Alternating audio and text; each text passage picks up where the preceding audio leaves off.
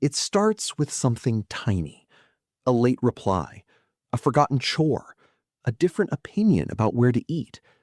Then, 5 minutes later, two people are arguing about respect, loyalty, and everything that has gone wrong for the last 3 years. The original disagreement has disappeared. Now both people are fighting for something much bigger. And the disturbing part is that neither of them may know what it is.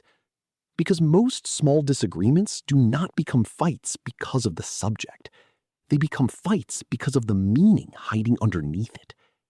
You hear, "You forgot to call," but your brain translates it into, "You do not care about me."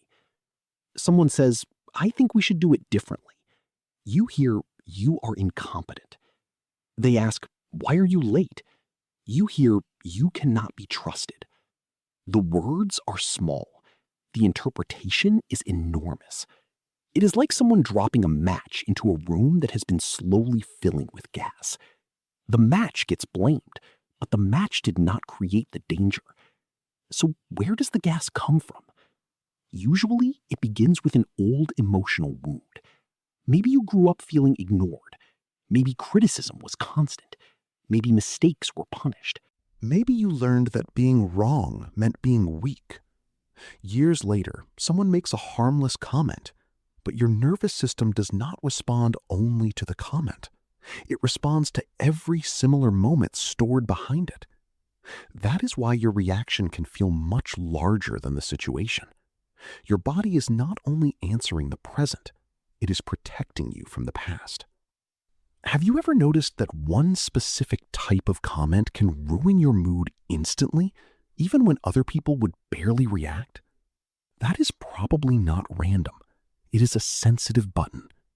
And the people closest to you usually know where those buttons are, even when they do not mean to press them. But emotional history is only the first layer. The second is the story you create about the other person's intention. Humans are uncomfortable with missing information. So when we do not know why someone acted a certain way, the brain fills the gap. They did not answer? They must be ignoring me. They sounded tired? They must be angry with me. They disagreed? They must not respect me. The brain behaves like a detective who already chose the suspect. Every new detail becomes evidence. A short message looks cold. A facial expression looks hostile. Silence looks like punishment. And once you believe the other person is attacking you, defending yourself feels reasonable. The problem is that they may be doing the exact same thing. You speak louder because you feel misunderstood. They see your louder voice as aggression, so they become defensive. You see their defensiveness as proof that they do not care. Now both people are reacting to reactions. It is like two smoke alarms triggering each other. Neither one can hear the original problem anymore. This is where a disagreement becomes a fight, not when two opinions are different, when both people stop trying to understand and start trying to win. Winning changes the entire conversation. You interrupt, you collect evidence, you bring up old mistakes, you exaggerate. You always do this. You never listen. You are exactly like your mother. The goal is no longer solving the issue. The goal is forcing the other person to admit that your pain is valid. But here is the trap. The harder you push someone to admit they are wrong, the more threatened they feel. And the more threatened they feel, the less capable they become of understanding you. Imagine trying to open a locked door by pushing harder. Sometimes the door does not need more force. It needs you to stop pushing so the person on the other side can unlock it. I have made this mistake. I have entered conversations believing I was calmly explaining myself while secretly waiting for the other person to surrender. I was not listening. I was collecting ammunition. And because I felt justified, I could not see that I was helping create the exact reaction I was complaining about. That is the uncomfortable truth. You can be genuinely hurt and still communicate badly. Both things can be true. So why do people keep going after they realize the argument is becoming destructive? Because stopping can feel like losing.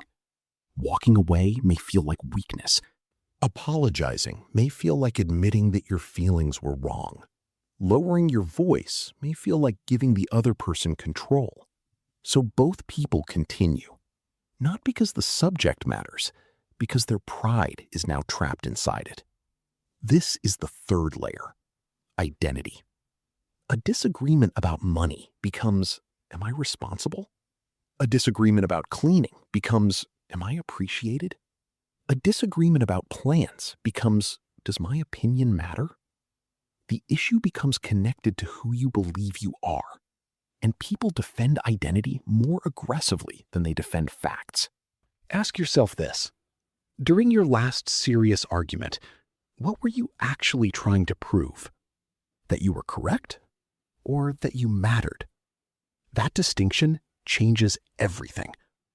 Because if the real need is respect, arguing about the dirty dishes will never fully solve it. The dishes are only the stage. The real conflict is backstage. This does not mean every fight can be prevented. Some people avoid responsibility. Some relationships are unhealthy. Some disagreements involve real betrayal or serious harm. But many everyday fights follow the same pattern. A small event activates an old wound. The brain invents a negative intention. Both people become defensive. Then the argument attaches itself to identity. That is the complete chain. And to interrupt it, you have to catch the argument before the chain finishes. The most useful moment is the second between what happens and what you decide it means. They forgot to call. That is what happened. They do not care about me is the meaning you added. They disagreed with your idea. That is what happened. They think I am stupid is the meaning you added. The meaning may be correct, but it may not be. So instead of accusing, check the story. When you did not reply, I started thinking you were ignoring me. Was that what happened? That sentence is less satisfying than an attack, but it gives the truth somewhere to enter. The next step is to describe the impact without defining the person. There are clothes on the floor, and I feel overwhelmed. Not, you are lazy. You interrupted me, and I felt dismissed. Not, you never respect anyone. One describes an event. The other delivers a verdict. And people can discuss events. They defend themselves from verdicts. Finally, stop trying to solve the issue while both nervous systems are overloaded. When your heart is racing, your muscles are tense, and your voice is rising, you are not having a thoughtful conversation. You are experiencing a threat response with vocabulary. Taking a break is not avoiding the problem. It is refusing to let the most defensive version of you control it. The forgotten chore was never just a forgotten chore. The late reply was never just a late reply. The different opinion was never just a different opinion. Each one became connected to an old fear. I do not matter. I am not respected. I am not safe.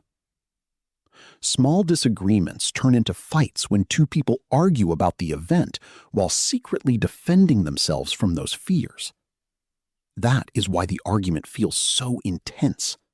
You are not fighting about dinner. You are fighting about what dinner seems to prove. And the next time something tiny begins turning into something enormous, stop before the original issue disappears. Ask what happened. Ask what meaning you added. Then ask the question that most fights never reach. What am I actually afraid this means?